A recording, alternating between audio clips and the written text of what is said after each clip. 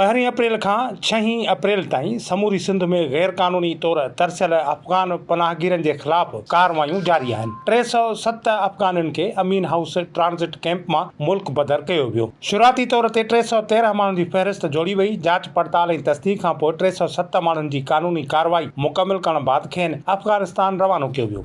सिंध जे senior वज़ीर शर्जील इनाम मेमन चयो आहे त मुल्क बदर कयल माण्हुनि में 79 ॿार, 37 औरतूं ऐं 191 मर्द शामिल आहिनि। अफ़गान शहरियुनि खे पाकिस्तान में गैर कानूनी तौर तरसियल हुजण करे डीपोर्ट कयो पियो वञे।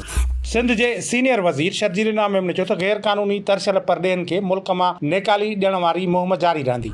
आलमी कानूननि ऐं ज़ाब्तनि ते अमल दरामद कयो पियो वञे। दुनिया में गैर कानूनी तरसियल परडे॒हनि बाबति कानून मौजूदु आहिनि, उन्हनि जी पैरवी कई पई वञे। पाकिस्तान बि उन आलमी उसूल तहत गैर कानूनी तरसियल परडे॒हनि खे संदनि मुल्कनि ॾांहुं रवानो करे रहियो आहे।